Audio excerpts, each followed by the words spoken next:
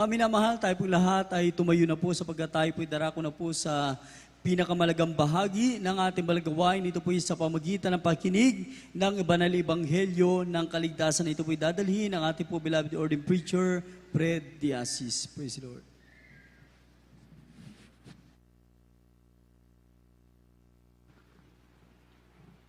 God bless you, beloved preacher, beloved Albert. Tayo po'y manalangin na mahal. Hallelujah, hallelujah, praise the Lord, hallelujah, praise the Lord. Maraming salamat, mahal kay Jesus, sa matamis at banal na presensya, yung pinadama, sa mga anak. Salamat po sa paglangis niyo po sa mga pag-awitan, sa mga patutuo, sa mga special awitin, sa awitin ng Adults Choir, sa lahat sa awitin ng Jesus Finest Generation Choir, mga tugtog instrumentalists. Salamat din sa pagbibigay. Salamat sa mga pinatatapat. At sa pag-aaral ng salita, mahal na Jesus, ikaw magpala. Sa ganakil ako magawa, umasalam ako sa inyo. So nang dalangin namin ginagala mga pastor. Bless us once again, Lord, through your word. Dami sinasaway lahat kayo ng kaaway. I bind you of Satan in the name of Jesus. Timo sa milipan doubts. Kasal, right now. In the name of Jesus. In the name of Jesus. Amen and amen. Hallelujah. Praise the Lord.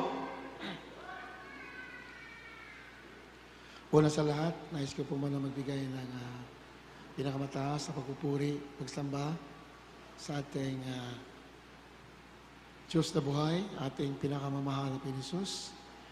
Nais ko rin po magbigay ng dobleng paggalang sa ating namahal na Pastor, Evangelist Wildes Almeida, the end-time prophet, our loving God.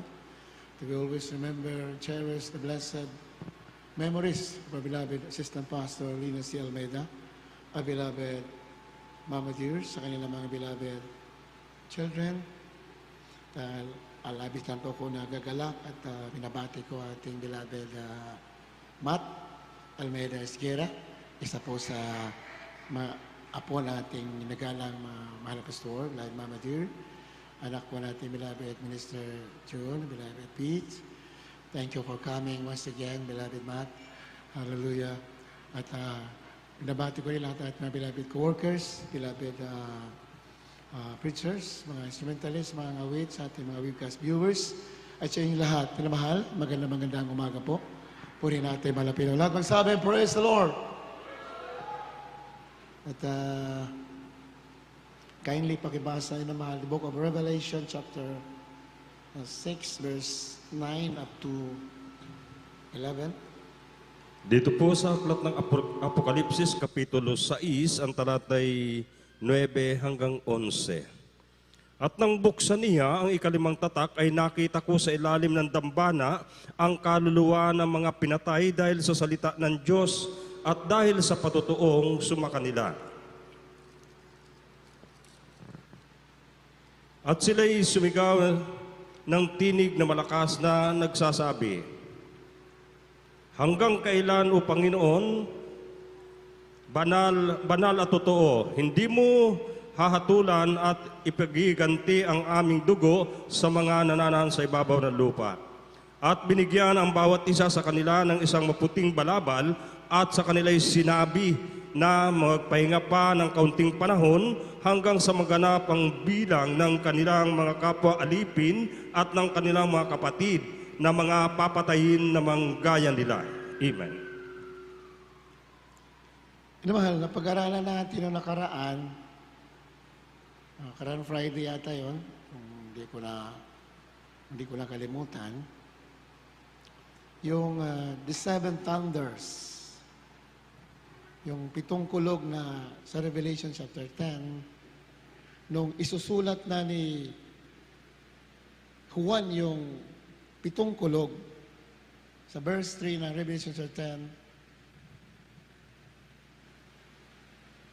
and cried with a loud voice as when a lion roareth. And when he had cried, seven thunders uttered their voices. Mamaya, basahin natin yan. Yung pitong kulog na isusulat na ni Juan, ngayon, yung pitong kulog ay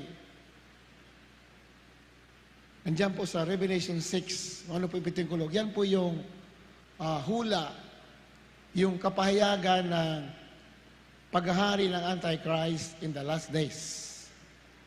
Kaya hindi pinasulat kay Juan, sabi, huwag mo na isulat, mamaya may kasama yan para maintindihan at mabuti. Kasi hindi pa panahon, ibig sabihin, hindi pa yon magaganap sa panahon ni Juan. It will be fulfilled in the last days, in our time, yun ang ibig sabihin. Kaya nga, dito nga sa, yung binuksan yung selyo, yung 7 kulog na sinasabi, ang ibig sabihin ng 7 selyo. Nabasa na po natin yung unang selyo ibinuksan, di ba? Lumabas po yung, kung ninyo naalala, unang lumabas yung, unang binuksan ng unang selyo ay puting kabayo, di ba? Then ikalawang selyo yung mapulang kabayo. Revelation chapter 6, verse 1. Tuloy-tuloy po yan ang basa.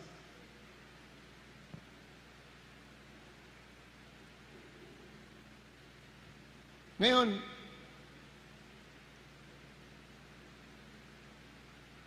tapos yung ikatatlong selyo, maitim na kabayo yung lumabas. At yung ika-4 ay maputlang kabayo. So, ito po yung iba-ibang anyo ng Antichrist. Na mahal? Ito po yung nag-iiba yung anyo ng Antichrist to conquer the world. Ngayon, pag-aralan na po natin yan, nandito na po tayo sa ika-5 selyo. Ayan. 6:9, katulad binasa kanina. And when he had opened the 5th seal, I saw under the altar the souls of them that were slain for the word of God and for the testimony that they held. Nung buksan yung ika-5 selyo, nakita ni Juan sa pagitain, I saw the altar, under the altar, nakita na sa ilalim ng altar ang mga kaluluwa, yung mga pinatay dahil sa salita ng Diyos at dahil sa kanilang patutuong hinahawakan. So, malinaw po na ito po yung tinutukoy mga martyr. Mga martyr po ito. Nakita ko sa ilalim ng altar. Bakit sa ilalim ng altar? I saw under the altar the souls of them that were slain for the word of God. Bakit sa ilalim ng altar? Para maintindihan natin, nasa Exodus chapter 29 verse 12, para maintindihan natin, ano ibig sabihin ng mga kaluluwang nasa ilalim ng altar? The souls under the altar. Pakibasa, Exodus chapter 29 verse 12. Dito po sa aklat ng mga Exodo, Kapitulo 29, ang talatay 12. At kukuha ka ng dugo ng toro at ilalagay mo ng iyong daliri sa ibabaw ng mga anyong sungay ng dambana at iyong ibubuhos ang lahat ng dugo sa paanan ng dambana. At ibubuhos mo ang mga dugo sa paanan. Sa English ay at the bottom of the altar. Bottom or under, bottom o under, pareho lang pang meaning nun. Bottom o under, sa ilalim ng altar. Nung sa lumang tipan, nag-aalay po sila ng mga baka doon sa altar, inaalay sa lumang tipan na mahal. Yung dugo noon ay winiwisik. At yung ibang dugo ay winisik. At ang natirang dugo ay ilalagay doon sa ilalim ng altar. Praise the Lord. The bottom of the altar. So maintindihan na po natin ngayon. Ano ibig sabihin ng Revelation chapter 6 verse 9 na nakita ni Juan the Beloved yung mga kaluluwa nasa ilalim ng altar. Ngayon, bago po natin ituloy yan, mga tao po ito. Anong sinasabi ng mga tao na kaluluwa? Sa verse 10, and they cried with a loud voice, saying, How long, O Lord, holy and true, dost thou not judge and avenge the blood on them that dwell on the earth? So sila po'y nananaghoy, kailan sila ipaghiganti ng Diyos? Dahil nga sila nga ay mga pinatay. So, ibig sabihin ng the souls under the altar indicates, nagpapakita na these people sacrifice their lives. Namatay sila, yung kanilang sakripisyo as an act of following the Lord. Amen? They sacrifice their lives as an act of worship to the Lord. Sa Biblia kasi pag sinabing worship or following the Lord is the same. Pag sinabi sa Biblia, follow or worship, pareho lang pang meaning. Kung sino sinusunod mo, yan ang sinasamba mo. Kung sinusunod natin, mahal na Panginoon, ang kanyang kalooban, sinasamba natin ang ating mahal na Panginoon. Amen? Pinagpala kayo na kayo'y nagpupuyat, kayo nagsakripisyo, kahit masamang panahon, kahit may pandemya, you're following the Lord, yan, you are worshiping the Lord. Amen? Itong mga under the altar, ibig sabihin, nagbigay sila ng buhay, dumanaki ng dugo, as an act, bilang patunay na sila'y sumasamba sa Diyos. Kaya tinawag sila na martyr. Mga martyr po ito. Ayan, nakita niya ni Juan the Beloved, I saw under the altar the souls of them that were slain for the word of God. Dahil sa kanilang pagsunod sa salita ng Diyos, dahil sa mga patutuon nilang hinawakan nila, hinamahal, pinatay sila. Kaya under the altar, sabihin, nabuhos sa kanilang dugo. Amen? Nabuhos dahil sa kanilang sakripisyo bilang patunay na sila'y sumasamba sa ating Diyos na buhay. Sa Exodus, yung mga hayop, pag pinapatay, nung araw kasi, yung pagsamba, nag-alay ng hayop. Kaya yung dugo, nabubuhos doon sa ilalim ng altar, sa Old Testament. So, naintindihan na po natin, ibig sabihin ng mga kaluluwa na sa ilalim ng altar, ibig sabihin, mga kaluluwa na pinatay, binuhos ang dugo dahil sa pagsamba sa Diyos na buhay, sa pagsunod sa kalooban ng ating malapad. Amen? Kaya, walang paglilingkod na easy. There are sacrifices in following the Lord. May sakripisyo. Mayroon kang tatanggihan habang nabubuhay ka sa mundo. Mayroon kang, you have to deny something. Marami kang tatanggihan kung gusto mo ang iyong sarili maging mabangong samyo, isang pagsamba sa ating malapinoon. Marami kang iiwanan sa mundo na ito. You have to deny yourself. That is serving the Lord. That is following the Lord. Following is worshiping the Lord. Ibig sabihin, you have to deny something. Meron kang tatanggihan. Pag ang mga bagay na hindi nakalugod sa Diyos, kahit gusto mong gawin, dahil hindi nakalulugod, pilit mong iniiwanan. Pilit mong tinatanggihan. Bakit? Gusto mo sundin ang kalooban ng ating. Kahit masakit sa'yo. Ito mga martir, napakasakit. Biro mo pinatay sila. Pero mas pinili pa nilang patayin kisa mawala sa pagsunod sa kalooban ng ating malapad. Sa atin, hindi na nga masyado mahirap ngayon ang pagsunod natin. Very common na lang ang mga tukso sa atin ang kaaway. Kalaban natin ay sanlibutan, kasalanan, laman. Yan ang kalaban natin na mahal. Kaya sabi ng Panginoon, if anyone want to follow me, let him deny himself and take up his cross daily and follow me. Ang sino man nais sumunod sa akin, pasanin ang kayang krus araw-araw at sumunod sa akin. Amen? Diba, pasanin ang krus. Ibig sabihin ng krus, mga bagay na gusto mo pero ayaw ng Diyos. Kailangan mong pasanin yan. Gusto mo nga yan pero ayaw ng Diyos. Kailangan mo yung pasanin. Ibig sabihin, kahit mabigat sa'yo, kailangan mong gawin kasi hindi kalooban ng Diyos. Amen? Ibig sabihin ng cross sa Biblia, mga bagay na gusto mo, ngunit ayaw ng Diyos, ay hindi mo ginagawa. Mga bagay na ayaw mo, ngunit gusto ng Diyos, kailangan gawin mo. Yan po ang cross. Ang cross ay ayaw mong gawin, ngunit dahil gusto ng Diyos, ginagawa mo.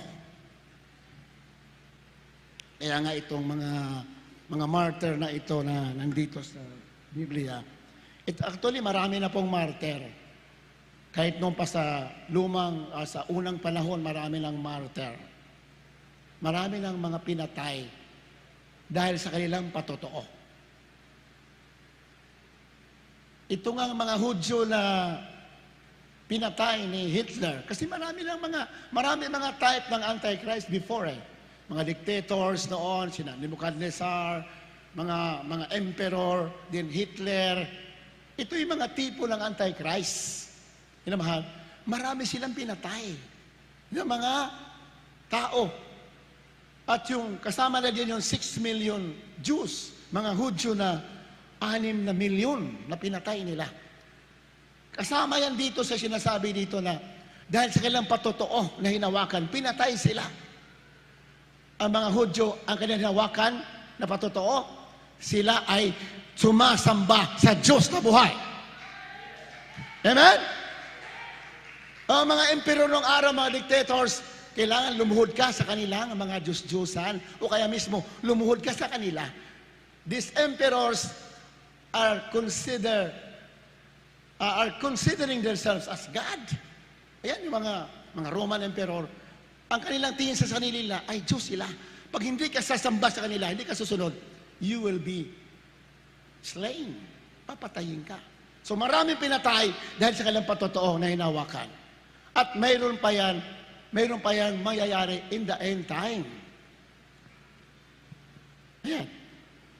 Sa verse 11, ang sabi diyan, dahil sila po ay umiyak sa malapinoon ng malakas na tinig, sa verse 10, hanggang kailan, Panginoon, banal at totoo, hatulan mo at igaganti mo aming dugo sa mananalahan sa lupa.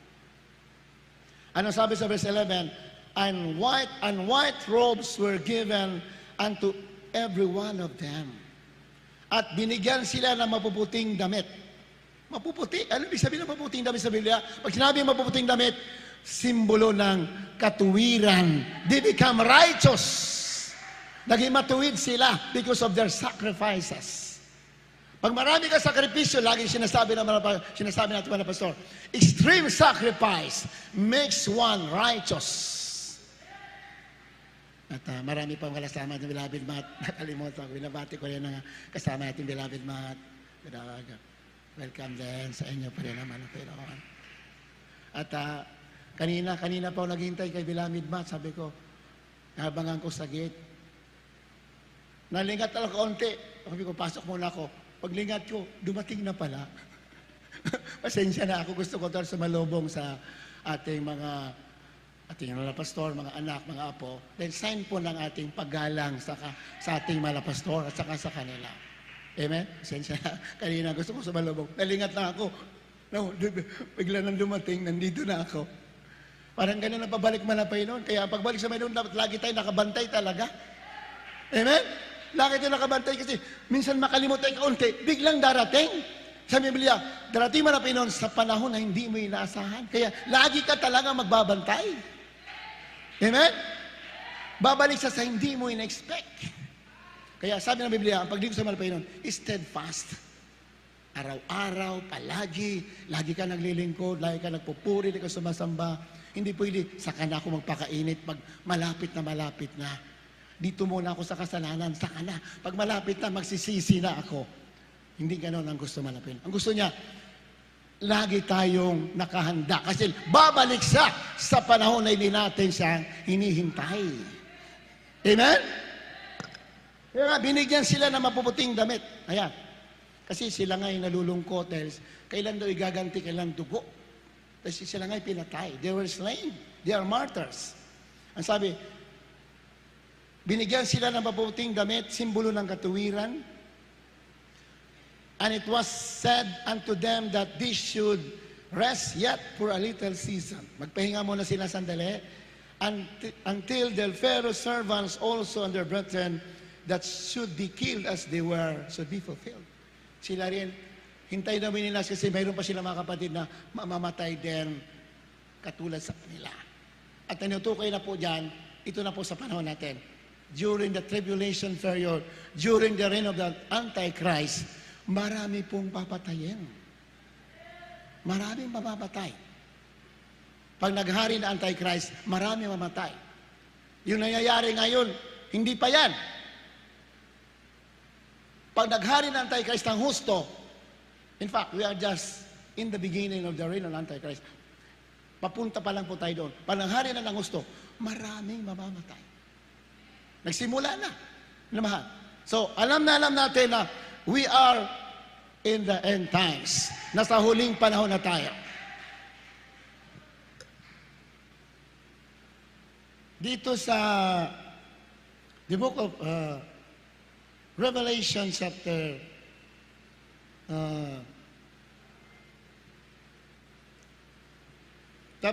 chapter 7 verse 13 up to 17, pakibasa muna. Dito po sa aklat ng Apokalipsis Kapitulo 7, ang talata po ay 13 hanggang talatang 17. At sumagot ang isa sa matatanda na nagsasabi sa akin, ang mga ito na nangagdaramtan ng mapuputing damit ay sino-sino at saan nagsisipanggaling. At sinabi ko sa kanya, Panginoon ko, ikaw ang nakakaalam, at sinabi niya sa akin, ang mga ito ang nanggaling sa malaking kapigatian at nangaghugas ng kanilang mga damit at pinaputi sa dugo ng kordero. Kaya't sila'y nasa harapan ng luklukan ng Diyos at nangaglilingkod sa Kanya araw at gabi sa Kanyang templo.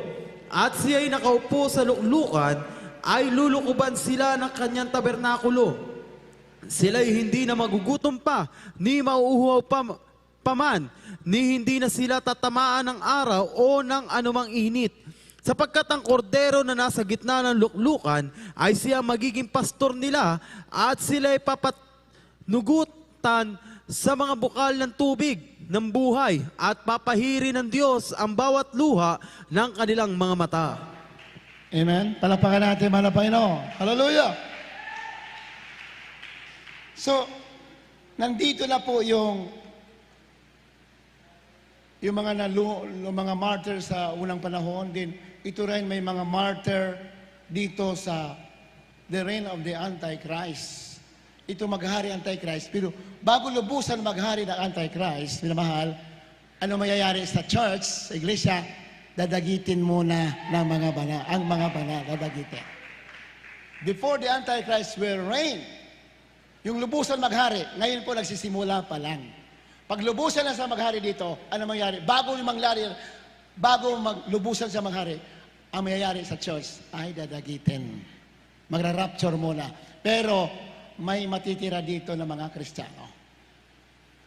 At yung marami pa maliligtas dito dahil ayon sa Biblia, marami pang maliligtas sa tribulation. Ito binasa nga natin. Nagtanong si Juan, sino itong na mga tao hindi mabilang, napakadami. Yan sa verse 9. Sa iba't ibang mga bansa, maraming tao na naligtas. Sabi, sino ito nakaputi ng damit? Ibig sabihin, mga matuwid. Nagpupuri sa malapit sa langit. Nakita ni Juan. Sabi ng anghel sa kanya, isa sa mga elder doon sa langit, sabi, ano ito na nakaputing damit? Saan sila galing? Anong sabi ni Juan? Kayo pong nakakaalam. Anong sabi ng elder? And he said to me, verse 14, these are they which came out of great tribulation. Ito yung galing sa matinding kahirapan. Sinabing great tribulation, mamaya mababasa natin. Yan po yung 3.5 years na paghahari ng Antichrist. The last, pinakahuling 3.5 years na paghahari. Yan po tawag na greatest tribulation. Doon po daw sila galing. Ibig sabihin, maraming naligtas sa greatest tribulation. Amen? Marami pang tao maligtas sa greatest tribulation dahil kung ayon sa Biblia, yung 144,000 na lipi ni Israel ay doon pa lang nila makikilala manapin ni Jesus na the greatest tribulation. Kasi ngayon ang mga Hudyo nireject, hindi sila naniwala sa ating manapin ni Jesus na siyang Messiah. Hindi sila naniniwala. Pero sa Great Tribulation, doon sila mabubuksan na ang ating manapin ni Jesus pala, siya pala yung Messiah. Siya pala ang Diyos. Siya pala ang tagapagligtas. Doon sila pala maniniwala. At dahil makukonverte sila, mangangaral sila sa buong mundo during the greatest tribulation. At maraming maniniwala sa kanila. At sino hindi maniniwala? Dahil magulo na ang mundo, puro na kagutuman, gira, kahirapan. Kaya maraming maniniwala. Itong sinabi, nakaputing damit, galing sa the greatest tribulation. Amen? Ayan. These are They which came out of great tribulation and washed their robes and made them white in the blood of the Lamb. As a verse 17, for the Lamb is in the midst of the throne shall feed them and shall lead them unto living fountains of waters, and God shall wipe away all tears from their eyes. Galing sila sa kahirapan. Ano sabi? At papahiri ng Diyos ang mga luha sa kalabata. Sobrang kahirapan na dinaanan nila. Sa sobrang kahirapan, after ng kahirapan, aaliwin naman sila ng Diyos. Katulad natin, marami tayong kahirapan sa paglilingkod natin. Marami tayong problema, maraming trial na sinala natin. Ngunit, pag sumasamba na tayo, nagpupuri tayo, nadarama natin ang presensya malapinon, inaaliw na tayo ng ating malapit. Kaya nga, ito po yung sinasabi ng banal na kasulatan na maghahari yung Antichrist at paano dapat malalaman natin yung panahonan natin. At ito na nga yung panahonan natin. Ngayon, bago natin ay tuluyan, pakibasa muna dito sa Revelation chapter 10, verse 5 up to 6. Dito po sa aklat ng Apokalipsis, kabanatang 10, talata 5 hanggang 6. At ang anghel ng aking nakita na nakatayo sa ibabaw ng dagat at sa ibabaw ng lupa ay itinaas ang kanyang kanang kamay sa langit at ipinanumpa yaong nabubuhay magpakailanman na lumalang ng langit at ng mga bagay na naroroon at ang lupa at ang mga bagay na narito at ang dapat at ang mga bagay na narito na hindi na magluluwat ang panahon. Amen. So ito na, pinag-aralan na natin to. Tinuloy lang natin, pinag-aralan natin last Friday. At yung angel na nakita niya na nakatayo, yung isang paa na sa dagat, at itang paa na sa lupa, ay itinaas ang kanyang kamay sa langit. So alam na natin, binasa na natin yan, yung angel na yan ay ating mahal na Jesus mismo, nag-ang anghel. Diba? Bumaba siya nag-ang anghel, verse 1, 2, 3, chapter 10, Revelation 10, 1, 2, 3, 4. Siya po yan nag-ang anghel, ating mahal na Kristo mismo yan, at inapak yung kayang kanang paa sa dagat at yung kaliwang paa sa lupa. That is, pag inapak sa Biblia, sa Old Testament, pag sinabing inapak, you are claiming something. Inaangkin mo. Amen? Pag inapakan mo isang bagay sa Old Testament, inaangkin mo yan. Sabi ng malapino kay Abraham, ikutin mo ang buong kalupaan na yan. Lahat ng apakan ng iyong paa ay ibibigay ko sa iyo. Amen? So, sa Biblia, pag sinabing inaapakan, ay you are claiming something. Kiniklaim mo, nasa iyo yan. Ang so Kristo nung inapakan niya yung dagat at yung lupa, ibig sabihin, yung inaangkin niya, yung pag-aari niya, na kanya naman talaga yung langit at lupa. He is the legal owner. Dahil yung lupa at dahil ang mundo na ito ay inangkin ni Satanas nung nakasala sina Eva at Adan. Kaya ang tao ay napunta sa kasalanan, pati ang mundo na naging masama, naghari ang kasamaan because Satan is the God of this world.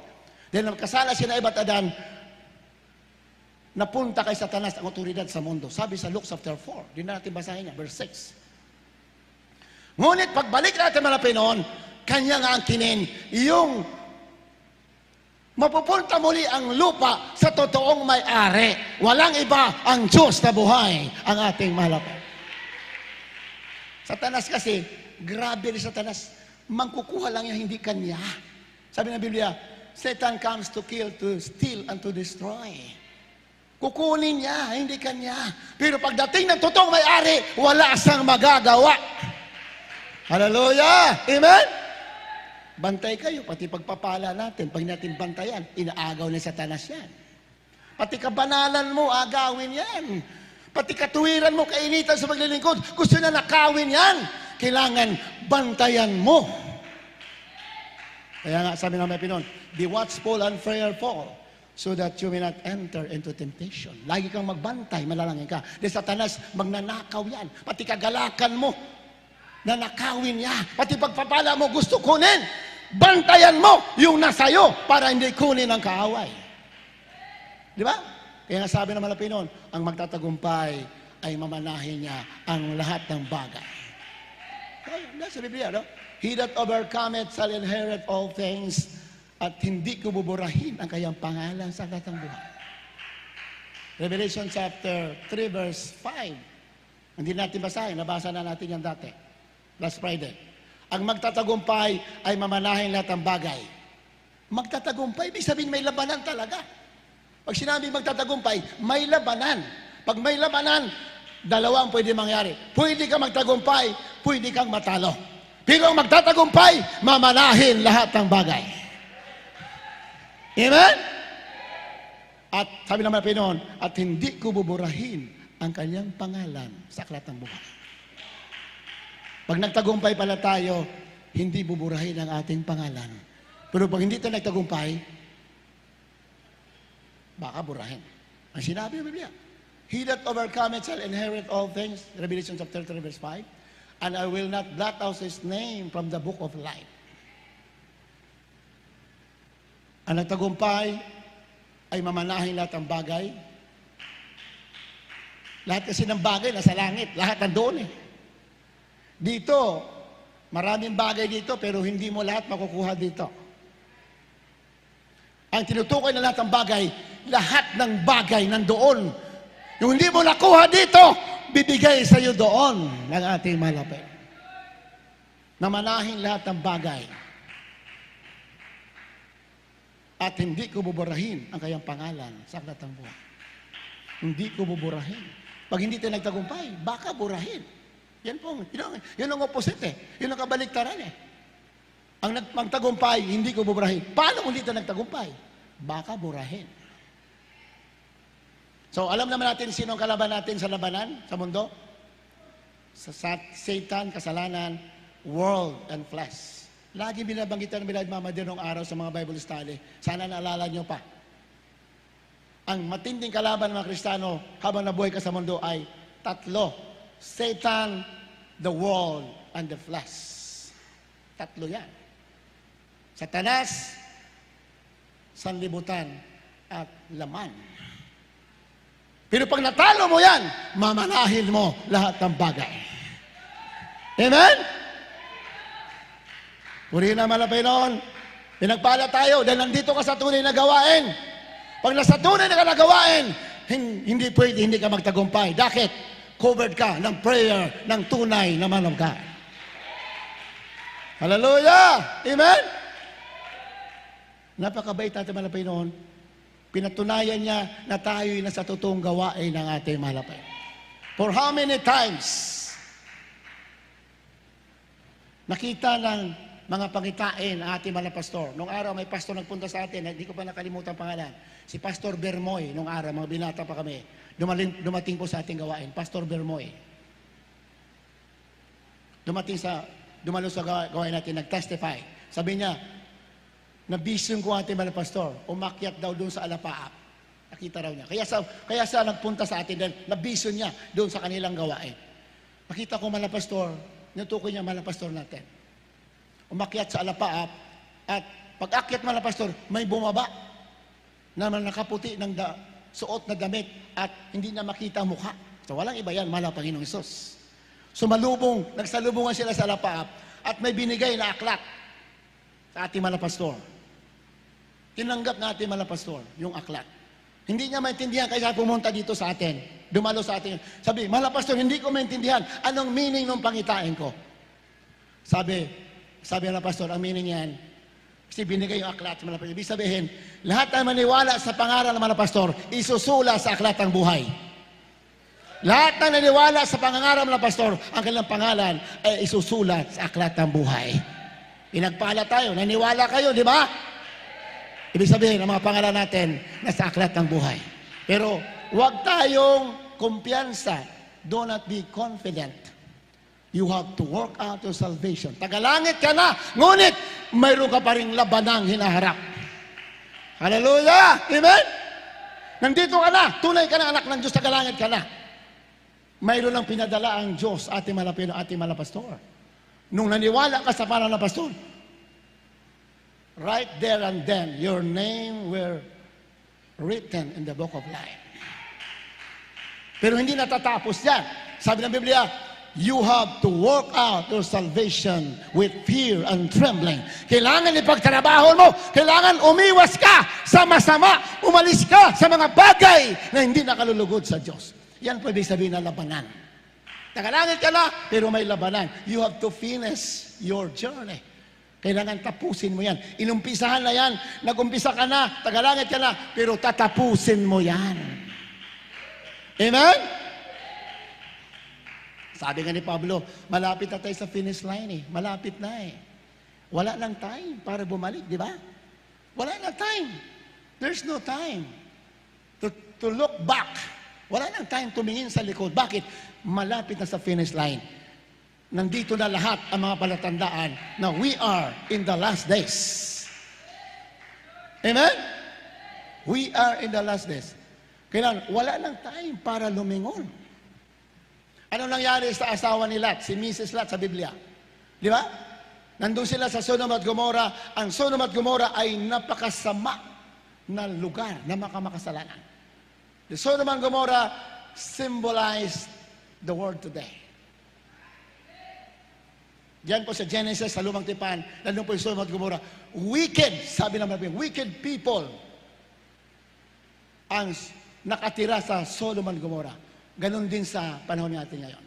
Nandun po si Lot, kanyang anak at kanyang asawa nakatira. Anong gagawin nila? Kasi nagpadala ang anghel.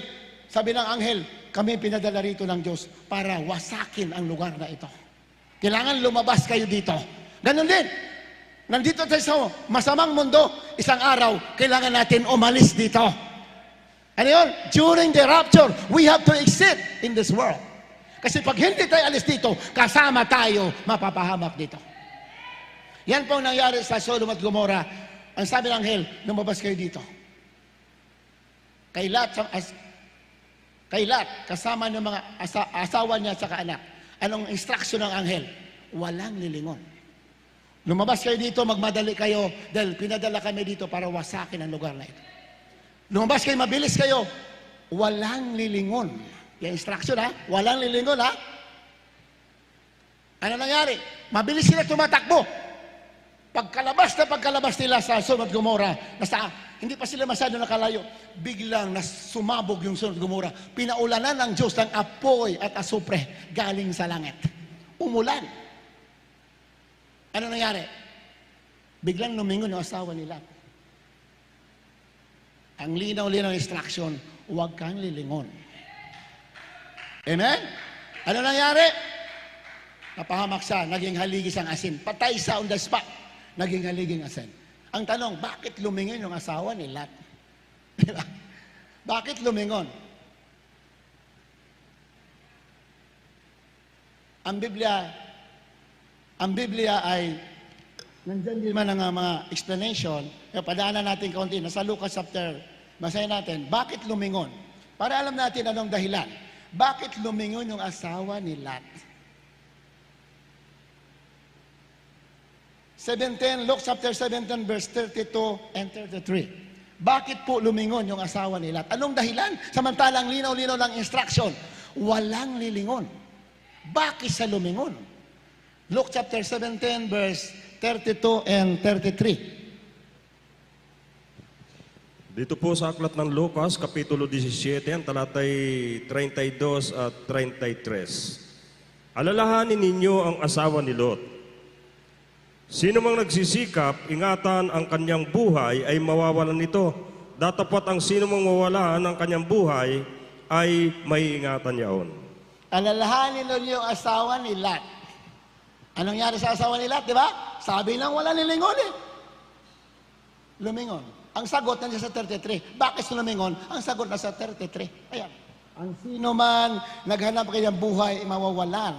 Ang ngunit ang nais mawalan, nang dahil sa malapay noon, ay lalong magkakaroon. Hallelujah! Amen! Yan ang sagot. Bakit sa lumingon? Kasi nung umalis sila sa Sodom at Gomorrah, wala silang dala. Ano lang suot nila, yun lang kanilang dala.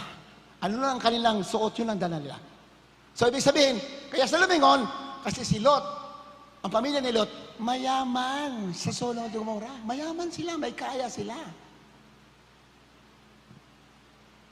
Sabi na Panginoon, ang sagot, ang sino man nais magkaroon may walis. Kaya sa lumingon, nag-alala sa marahil sa kanyang buhay. Pero mo, alis kami, wala kaming dala. Paano ng buhay namin? Kaya sa lumingon, nag-alala, walang panampalataya. Huwag ka mag-alala, dahil yung nag-utos sa'yo, may-ari ng langit at lupa. Yung nag-utos sa'yo maglingkod, yung pinaglilingkuran mo, kahit na may pagsubok, yun ang may-ari ng langit at lupa. Huwag kang mag-alala. Yun ang meaning, di ba? Kaya sa lumingon, nag-alala, anong kakainin? Anong buhay namin? Wala kaming dala. Kaya sa napahamak, huwag tayong mag-alala. Nilalabag natin marahil ang kalooban ng Diyos dahil sa nag-alala tayo sa buhay natin, wala tayong panampalataya. Ang Diyos natin is the greatest provider. Hindi ka pababayaan kahit na magutom na lahat ng tao. Pag naglilingkod ka ng totoo, hindi ka pabayaan ng ating mahal na Panginoon. Ang nais magkaroon, mawawala. Biro mo, pinagpalit niya yung utos ng mahal na Panginoon kaysa pag-alala niya. Nais magkaroon, nawalan. Pero pinagpalit mo. Yung nag-utos sa'yo, Diyos na makapangyarihan. Yung nag-utos sa'yo, tatanggihan mo. Kaya napahamak siya naman. Ang nais mawalan, dahil sa Kanya, di bali na mawala. Di bali na, walang siguro lang, hindi sure ang kinabukasan ko. Basta ako'y maglilingkod. Lalo kang magkakaroon. Palapakan natin, mahal na Panginoon. Hallelujah. Kaya, yun po yung nangyari doon kay na wag tayong lilingon. Wag tayong lilingon. Yun po yung paalala sa atin mga Pinoy. Maraming bagay, ibig sabihin na wag tayong lilingon. Wag na natin balikan yung mga buhay natin na masama nung araw. Wag na natin lingunin yan. Iwanan na natin. Yan po. Kasi, biro mo, Sodom and Gomorrah, napaka-wicked. Lumingon ka pa. Tinignan mo, sabihin, may plano ka pang bumalik. Bakit lumingon si asawa ni Lot? May plano pang bumalik. Kaya ka lumingon kasi may plano ka pang bumalik. Bakit ka lumingon? Hindi ka lang babalik. Kaya sa lumingon kasi may plano bumalik. Ganon sa atin, na mahal. Ang aral sa atin, nandito ka na, tagalangit ka na, tuloy-tuloy ang paglilingkod mo sa malapay. Purihin natin malapay, no? Kaya nga dito ito yung angel, ating malapit sa Kristo, yung verse 5, Revelation chapter 10, inapak yung paa sa kanang paa sa dagat at kaliwang paa sa lupa. That is the symbol of claiming. He's claiming what is legally his. Anong kanya? Kiniklaim niya. Kasi ninakaw ni Satanas. Inagaw. You know, and verse 6, and swear by him that liveth forever and ever, who created heaven and the things that therein are, and the earth and the things that therein are, and the sea and the things which are therein, that there should be time no longer. Ano yung sabihin nag-swear? Bakit siya nag-swear? Daniel chapter 12 verse 7. Yan po minamahal. There should be time no longer. Daniel chapter 13 o chapter 12 verse 7. Makibasa. Dito po sa aklat ng Daniel, kabanatang 12, talata 7. At aking napakinggan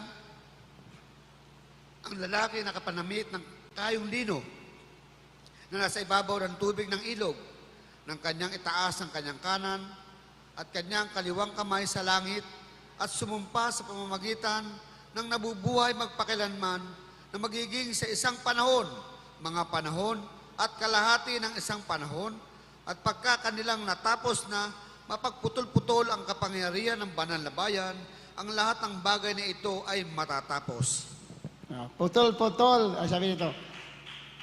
And when he shall have accomplished to scatter the power of the holy people, all these things shall be fulfilled. Sinabing holy people, yan po yung mga banal na naligtas dito sa lupa during the tribulation. Yung mga naligtas dito, uusigin ng Antichrist. Usigin, yung mga naligtas sa lupa after the rapture. Kasi may maligtas pa sa earth eh. Usigin yun. And most of them will die bilang martyr. Yun ang gagawin, yun ang trabaho ng Antichrist. Uusigin lahat ng mga banal before and after the rapture. Before the rapture, pipigilin ang mga churches. Pipigilin, ipitin ng mga Kristiyano para hindi makapagsamba. Yun ang mga trabaho ng Antichrist. Then after the rapture, mas matindi ang persecution. So, alam na natin, anong panahon natin. Saan tayo ngayon sa panahon? Ngayon, unti-unti pinipigil, tinatakot ang mga tao, pinapahirapan, namahal, tinatakot na, pati Kristiyano tinatakot, pero pinagpala ka. Pag nasa tunay ka ng gawain, hindi ka kaya galawin ng kaaway. Hallelujah! Amen? Nagsimula na. Pipigilin, then after the rapture, mas matindi na. Hindi lang pipigilin, papatayin. Ito po yung nandito. At sabi niya, and I heard the man clothed in linen. Ayun, sa pangitaan ni Daniel. Parehon sa Revelation. Kaya tinaas ang kanyang kamay at kaliwa upang manumpa. Swear by him that liveth forever, that it shall be for a times and a half. Pag sinabing times and a half, pag sinabing time, 1 year. Yes, sa Biblia. Pag sinabing times, 2 years. Pag sinabing half, 3.5 years. 3.5 years. Ang tinutukoy po dyan, the greatest tribulation. Pag sinabing times and a half, 3.5 years. Papatayin mga Kristiyano. Ang mga naligtas, uusigin, scatter, and most of them will die. Kaya nabasa natin kanina, sila po'y yung pinatay lahat dito, pinugutan ng ulo, pinatay, pinamahal, lahat sila ay bibigyan ng maputing damit, tinasa natin kanina, at pupunta sa langit. Amen? Hallelujah! Kailan mangyayari yon? Sabi, times and a half. Sinabing time, 1 year, times 2 years, up, 3.5 years. Yan po yung mangyayari. Kailan mangyayari ang 3.5 years? After the rapture. Kailan mangyayari ng rapture? Kailan? Anytime now. Hallelujah! Amen? Amen, sir, praise the Lord! Ang rapture ay magaganap, sabi ng Biblia, sa huling pagtunog ng trumpeta. 1 Corinthians chapter 15, verse 51, 52. The rapture will take place at the last trumpet. So malinaw naman ang pinag-aralan natin dati, this is just a repetition. Pag sinabing trumpet sa Biblia, mayroon tinatawag na literal na trumpet, mayroon naman symbolical na trumpet. Pero tinutukoy dito sa Biblia na last trumpet, yung huling pangangaral. Kasi darating ang araw, wala nang mangangaral sa mundo. Pag naghari ng Antichrist dito, pipigilin na lahat. Sisimula na nga eh. Kukontrolin na lahat ang buong mundo. Lahat kukontrolin. Wala nang makakapangaral. Uusigin ka na dito. Papatayin ka. Kaya sinabi, magra-rapture. Kailan magra-rapture? Sa huling trumpet. Ibig sabihin huling trumpet. Huling pangangaral bago pigilin. Mangangaral mga Kristiyano, warning na mga Kristiyano, magpakainit ka, magpakabanal ka, magpakatuwid ka, kahit mahirap, kahit may pandemic, maglingkod ka, kahit may pagsubok, kahit may hadlang, maglingkod ka, dahil nasa huling panahon ka na. That is the last trumpet. In fact, may mga talata na tayo dyan, pero hindi na natin binasa. Kaya nga, napakalinaw ng sinasabi ng banal na kasulatan. Minamahal, na ang mga anak ng Diyos ay maraming pagsubok, ngunit marami ring pagpapala. Palapakan natin mga Panginoon. Amen? Nandiyan po. Ituloy natin ang basa. Sa verse 8, 12:8 ng Book of Daniel. And I heard, but I understood not. Then said I, O my Lord, what shall be the end of these things? Sabi ni Daniel, kasi nakita niya sa pangitain, Panginoon, ano bang katapusan ng mga bagay na ito? Kailan bang katapusan? Verse 9, and he said, Go thy way, Daniel, for the words are closed up and sealed till the time of the end. Di ba? Di ba? Kanina binasa sa Revelation, yung 7 kulog, sinilyuhan. Sabi, huwag mo isulat. Ibig sabihin, huwag mo na ipangaral. Kasi sa huling panahon yan mangyayari. And this is the time. Ito na yung time. Sinilyuhan, for the words are closed up and sealed till the time of the end. Dito palang bubuksan. Dito palang maintindihan, ibig sabihin. Kasi pamangaral nila doon yun, hindi maintindihan yun. Kasi yun ay magaganap sa huling panahon. Tayo lang pa makaintindi dahil tayo ang nasa huling panahon. Nakikita natin yung mangyayari, kaya naintindihan natin. Amen? Kung yung pamangaral nila Daniel noon, thousands of years ago, hindi sila maintindihan. Bakit? Hindi pa naman nangyayari eh. Pero sa panahon natin, maintindihan natin. Bakit? Nangyayari na. Diba? Say, praise the Lord! Di ba? Ang sabi ng Biblia, di ba? Hindi na makabili. No man might buy or sell unless you have the mark of the beast or the number of his name. Nagsisimula na ba yan? Nagsisimula na. Inuunti-unti na mga tao. Kaya ang hula ay ngayon natin maintindihan kasi yung mga kasulatan nagaganap at nakikita natin nangyayari. Amen? In fact, dahil ang araw, hindi ka na makatravel.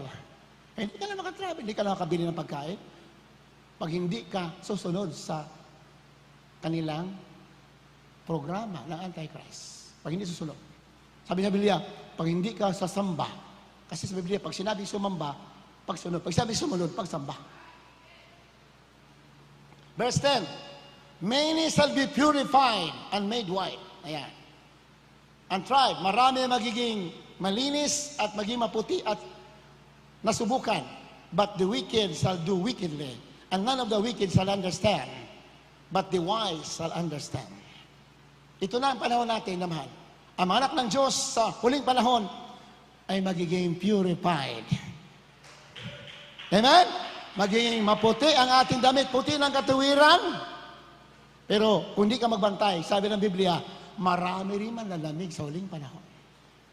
Sa Timothy nakasulat, maraming tatalikod sa huling panahon sa panampalataya. Pero yung mga wise ay magiging maputi ang kanilang damit. Sino yung mga wise? Tinutukoy? Yung naglilingkod no matter what the cost. No matter what! Kahit ano mangyari, maglilingkod sa ating mga. Yun yung mga wise na tinutukoy sa Biblia. Kasi usigi na sa huling panahon Pahirapan ng mga tao. Pero mga wise, bakit tinabing wise? Kasi alam mo ang katotohanan. Alam mo tagalangit ka. Alam mo nangyayari. Alam mo ang Biblia ay nagaganap. Kaya you are wise. Dahil pinangaralan na tayo. Kaya itong araw pa, sinasabi natin mga pastor, isang araw maghahari ang Antichrist. Huwag kang magpapatatak. Nung araw pa binata pa kami, sinasabi ng mga pastor, huwag kayong magpapatatak kung naiwan kayo sa rapture. Nag-warn ng mga pastor. Kasi may iwan sa mga pastor, yung mga palamig-lamig. Sabi ng pastor, maiwan kayo, pero huwag kayong magpatatak. Maliligtas pa rin kayo, huwag kayong magpatatak. Ibig sabihin, huwag kang susunod. Kahit ano mangyari, huwag kang susunod. Amen? Sa programa ng Antichrist, lahat yan, tatatakan. Simula na nga inuunti-unti ng mga tao. Pero pinagpala tayo dahil bago lumala yan, ang mga tunay na anak ng Diyos ay kukunin, dadagitin sa mga lapa. And none of the wicked shall understand. Verse 11, and from the time that the daily sacrifice shall be taken away, and the abomination that maketh desolate set up, this shall be 2,190 years. Masyado lang mahaba yan. Hindi na natin talakayin sa sunod, minamahal. Yung abomination that maketh desolate, ibig sabihin yan, yung templo sa Israel, itatayo muli. Yung third temple, pinakuling templo, desolate, upo yung Antichrist doon. Yung templo po ay nandyan na, minamahal, pati materialis nakaredy na, anytime now, isi-set up yan, itatayo. At yung Antichrist, uupo doon, at siya ay magsasabi siya ang Diyos. Yan po ko dyan na, make it desolate, desolation, karumal-dumal. Dahil banal yan, ngunit yung Antichrist, magkukunwari. Kasi nga, gusto niya kontrol lahat ng tao. Anytime po yan, ay pwede tayo ngayon. So, ibig sabihin, minamahal, the rapture will take place anytime now. Kasi pag yung Antichrist, umupo na dyan sa templo, yung third temple na sinasabi niya, make it desolate. Di natin binasa mga talata lahat kasi wala tayong oras. Kailan mo yayari dyan? After the rapture. Yung upo yung Antichrist sa templo, magaganap po yan, wala na mga, ang church wala na dito. Tapos na ang rapture. Kaya, nakaready na lahat. Ibig sabihin yan, napakalapit na ng pababalik natin. Kaya nga, yung mga kaluluwa na sa ilalim ng altar, sila po yung nagbuhis ng buhay, yung kanilang dugo na buhos as an act of worship, bilang pagsamba, bilang pagsunod. Di bali na sila patayin. Kaya nga sila na sa ilalim ng altar. Souls under the altar. Bakit? They sacrifice their lives as an act of worship. Tayo, hindi na tayo dadanas ng ganon. Ito, kaunting pagsubok, may kahit tisuran, may mga kasalanan, may mga tukso. Hindi na masyado mahirap. Sila nung araw pinatay. Pati sa huling panahon, maraming ma-martyr. Ngunit bago mangyari the rapture take place, tayo ng pagsubok natin, hindi nga masyadong ganun kahirap. Mayroon lang mga problema kaunti, may mga katitsuran kaunti. Tuloy ka lang. May mga kahirapan kaunti. Tuloy ka lang. Ganun lang kasimple ang problema natin. Mas pinagpala tayo sa kanila. Pwede naman natin habang tayo umawit ng isang awitin para sa ating mga Panginoon Jesus. Minsan na po natin, bago tayo manalangin, minsan na pa po tayo umawit ng isang papuri, pagsamba sa ating mga Panginoon. Ano man ang kalagayan natin sa buhay. Kailangan lang po natin masunurin at mapagpakumbaba sa harapan natin, mga Panginoon. Hallelujah. Dahil ang pag-ibig na mga Panginoon, hindi po nawawala, nandito lang. Ano man ang dinadaanan natin, tanda natin, dakilang pag-ibig ng ating Panginoon. Dahil sa kanyang dakilang pag-ibig, balo tayo ng kanyang kapangyarihan because of His love. Mayroon man tayo mapagkukulang, magkahinaan tayo, tuloy ka lang. Yan ay lilinisin ka dahil sa pag-ibig ng ating malapit. Mahirap kung titigil tayo. Huwag tayong titigil, hindi tayo perfect, may pagkakamali tayo, ngunit ang mahalaga, magpatuloy ka. Tumayo ka, kung bumagsak ka, bumangon ka. Dakilang pag-ibig. Hallelujah. Praise the Lord.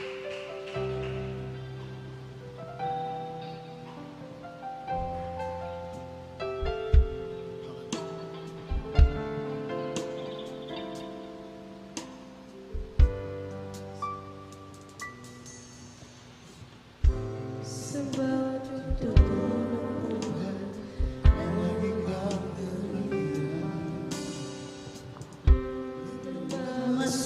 disiplina at nangangatan.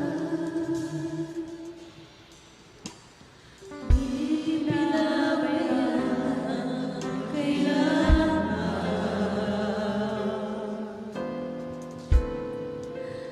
Hindi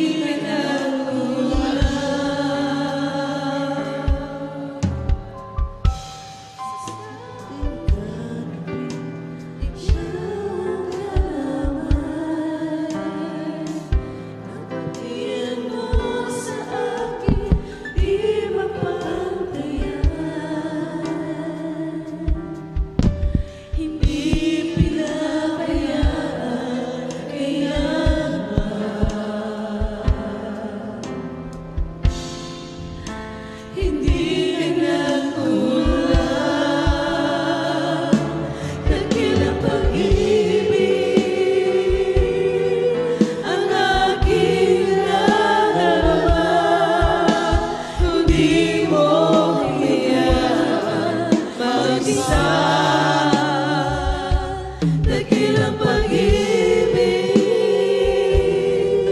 O Panginoong Jesus. Mula sa kadiliman, inango mo at minahal magpagkailanman.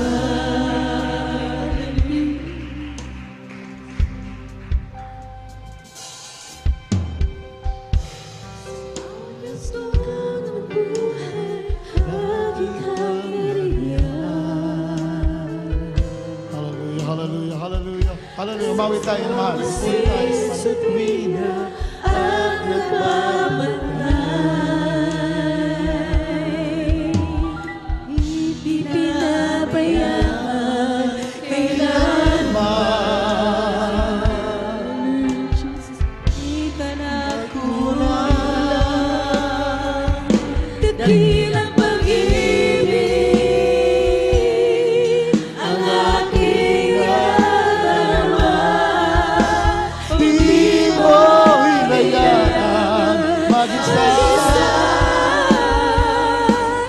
dakilang pag-ibig.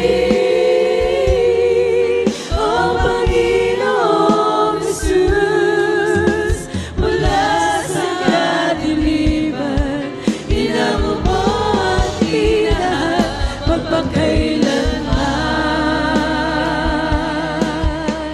Ikaw ang gabay sa aking buhay. Sa'yo ako'y nagmamahal. Ang pag-asa na ako'y tulungan na masunod ang iyong kalooban. Dakilang pag-ibig ang aking nadarama. Hindi mo hinayaan mag-isa. Dakilang pag-ibig, O Panginoong Jesus, mula sa kadiliman, inango mo at minahan magpakailanman. Ikaw ang gabay sa aking buhay. Hallelujah, Sa'yo hallelujah. Lord, hallelujah. ako'y Hallelujah. Oh, hallelujah. ang inaasahan na ako ay tulungan na masunod ang iyong kalooban. Dakilang pag-ibig ang aking nadarama. Hindi mo hinayaan mag-isa. Dakilang pag-ibig, O Panginoong Jesus, mula sa kadiliman, inango mo at minahan magpakailanman. Dakilang pag-ibig ang aking Puri tayo na mahal. Hallelujah. hindi mo hinayaan mag-isa. Dakilang pag-ibig Ang Panginoong Jesus, mula sa kadiliman, hinango mo, minahal, magpakailanman. Saan man ako magtungo,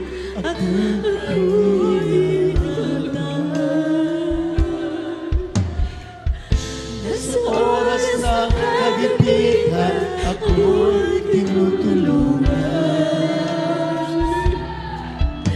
Di pinabayaan kailanman. Di ka nagkulang. Dakilang pag-ibig ang aking nadarama.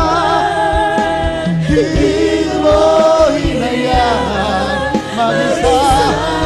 Yes, Lord, hallelujah. dakilang pag-ibig, O Panginoong Jesus, mula sa kadiliman, inango mo at minahan magpakailanman. Ikaw ang gabay sa ating buhay. Yes, Lord, yes, Lord. Ako'y nagmamahal. Ang inaasahan na ako'y tulungan na masunod ang iyong kalooban. Dakilang pag-ibig ang aking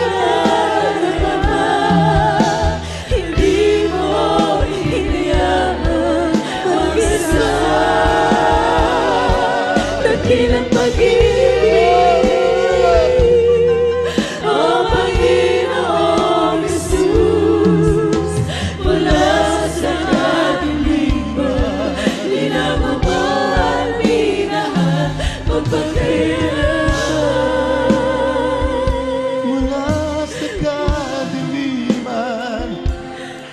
Tinago mo at minahal magpakailanman. hallelujah. Magpuri tayo sa ating Malapinon. Hallelujah! Hallelujah!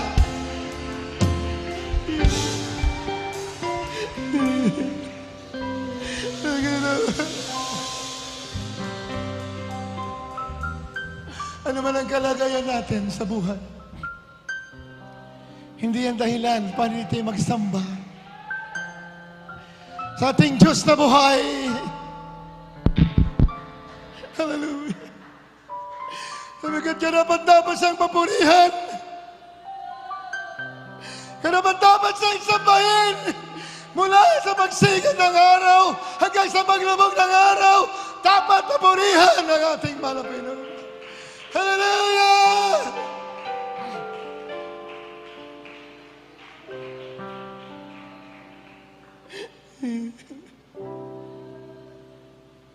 Pinagpala ka. Nandito ka na sa totoong gawain ng ating Malapinos. Ngunit kailangan mo pa rin ipagtrabaho ang iyong kaligtasan. We need to work out our salvation with fear and trembling. Hallelujah. Hallelujah. Hallelujah, my Jesus.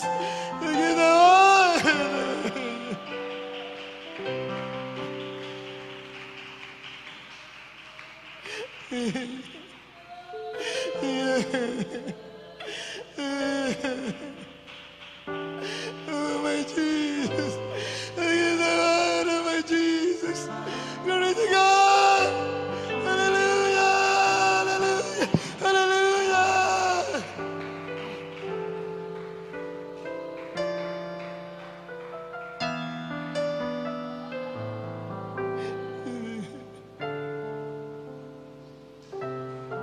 Ang mga sakripisyo natin, hindi po yan nakalimutan natin, mga Pino. Ang mga pagsubok na dinaanan ninyo, hindi po yan nakakalimutan ng ating mga Pinisis. Bawat pagpatak ng luha mo, meron yan kapalit na pagpapala galing sa ating mga Pino.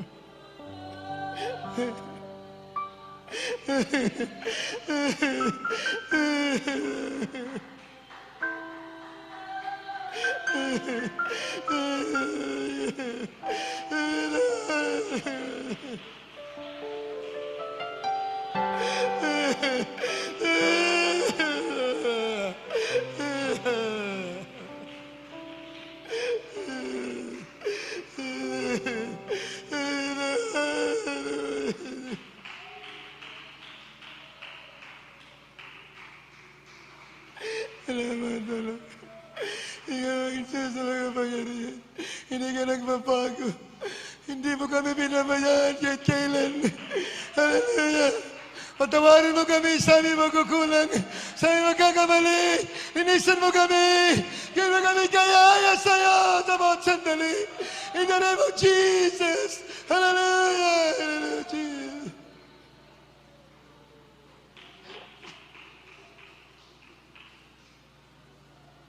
Napakasarap magpuri sa ating malabayan.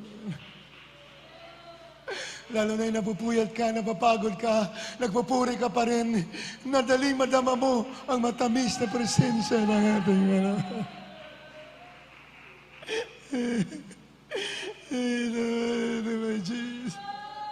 Habang naramdaman pa natin mga kapatiran ang matamis na presensya ng ating malabayan, patuloy tayo magipag-ugnay sa ating Diyos na buhay.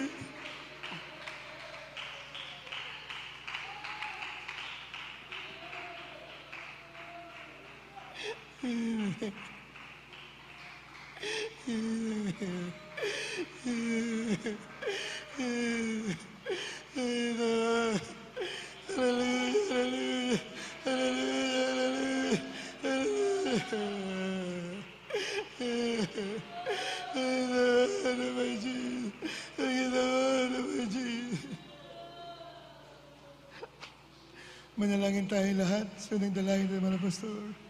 Kung wala mga baguhan, lagay po yung mga kamay sa mga ulo bilang mga tayo panalangin. Sa mga webcast viewers, kung may mga problema kayo, tapos yung dalawang kamay, mga may sakit, ilagay yung isang kamay sa ulo niyo, isang kamay doon sa bahagi ng katawan, nandun yung karamdaman. Wala imposible sa mga Panginoon. Siyang Diyos na buhay na makapangyarihan. Tumutugon ng mga panalangin. Basta ikaw sumasampalataya, wala imposible sa Kanya. Kaya nga gawin lahat ng bagay. Upo dakilang masalangin sa matamis na pangalan. Aming pinakamahal na Panginoon Jesus, ng dalangin ng ginagalang mga pastor. Lahat na may sakit sa umagang ito, pagalingin mga Pinoon. Ang karamdaman nila ng mga klaseng sakit, ang kailangan katawan, ikaw po magpagaling, ang mga problema, ikaw po maglutas, ang mga dumadaan sa mga kahirapan, ikaw magpalas kanila.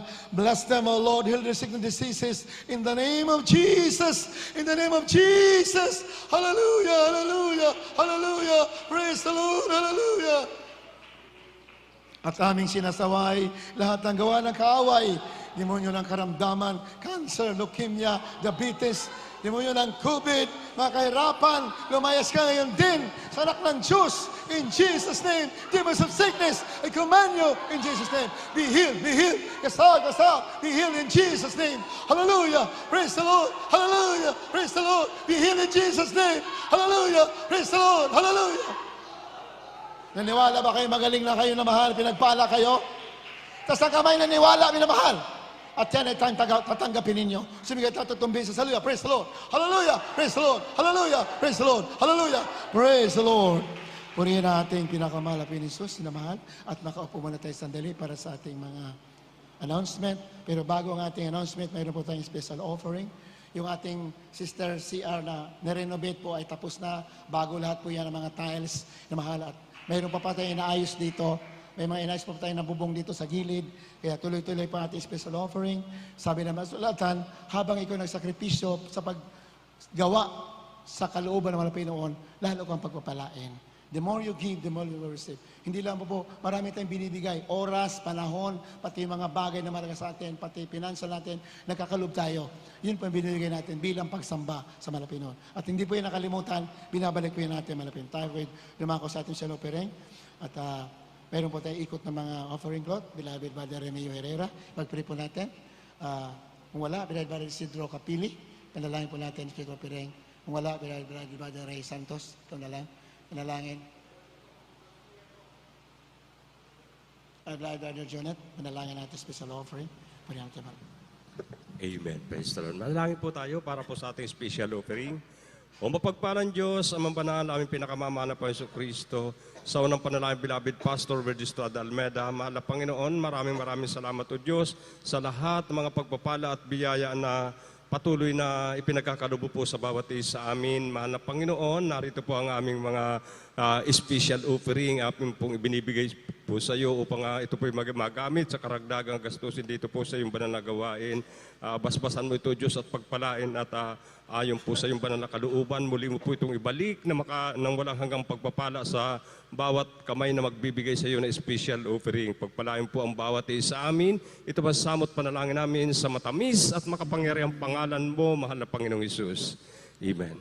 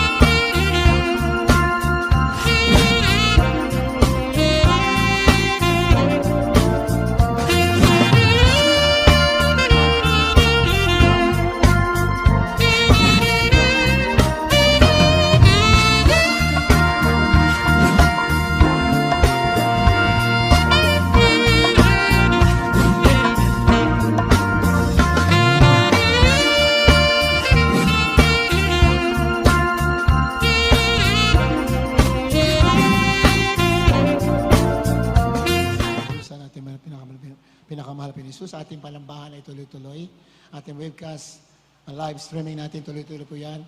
Ating pagsamba every Wednesday, ala 1 ng hapon ng alas 5. Tuwing Biyernes, overnight prayer natin, alas 10 ng gabi hanggang sa ganitong oras.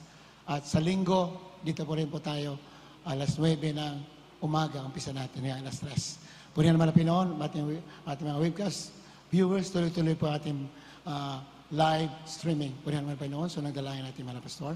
At tayo po dumako na sa ating pansamantalang paghiwalay. Bila Ibadari Santos, tayo tumayo na sa ating closing prayer. Purihan natin mga Pinoon. Praise the Lord. Tayo po sama-samang manalangin. Hallelujah. Dakilang pala po naming Ama Diyos sa mabanal sa matamis ang pangalan Jesus mo, Panginoon. Maraming salamat po, Mala Panginoon, sa paglangis mo sa iyong banal gawain. Mula sa pag-umpisa, Mala Panginoon, puring awitin, masaya at malumahanin na awitin, Mala Panginoon. Sa lahat po na nagpasalamat sa iyo, Mala Panginoon, sa mga nag-aalip pa puring awitin, maraming salamat, Mala Panginoon. Mag-isa man kaloob ng isang bahagi ng dog ng katapatan, Mala Panginoon. Sa pag-aawit po namin, Beloved Kuhan, sa pagkalusuman sa aming kalagitnaan na tunay, lagi ka namin kasama sa tuwi-tuwi naman na Panginoon. Lalo tigit po namin mapasalamatan naman na Panginoon, yung banal na salita, dinala mga oras sa umagang ito, silbing kalakasang spiritual po namin paglikod sa iyo, Mahal na Panginoon, hallelujah. Mahal na Panginoon, patuloy po namin dinadalangin ang aming beloved noble pastor, bigyan mo mahabang buhay. Gandi po, Mahal na Panginoon, kanyang kalakasan, kanyang pisil na pangatawan, Mahal na Panginoon. Sa oras mo ito, Mahal na Panginoon, paano kami dinako, Mahal na Panginoon. Sa lugar nito, ligtas payapa, Mahal na Panginoon. Sabi pag-uwi, Mahal na Panginoon, ano po sa po ng aming beloved noble pastor, Mahal na Panginoon. Para mo kaming malawalhati sa aming mga tahanan, taglay ang pag-ibig na nagbubuo sa iyo, Mahal na Panginoon. Sa undalan po, beloved noble pastor, ito ang samat palayan po namin sa matamis ng Pangalan Jesus. Hallelujah, praise the Lord. God bless you so much. We love you so much. Sinamahal. There is Jesus. Loves you more. Hallelujah. Praise the Lord.